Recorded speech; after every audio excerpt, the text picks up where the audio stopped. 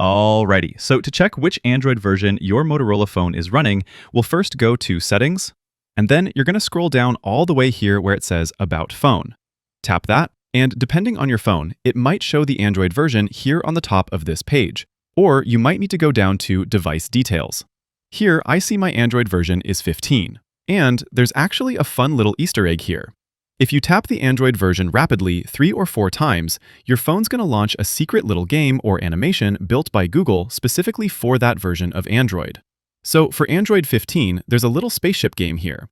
I have no clue how exactly this works, but I figured out that you can press and hold this screen here, and it gives you a cool little animation first. And then it goes to this little game where you can guide this tiny spaceship with your finger, and I guess the purpose is to find a planet or something. I'm not sure, but kind of a fun little hidden feature. Anyways, that's how you check your Android version. Click that like button if this helped and subscribe for more. Thanks all, until next time.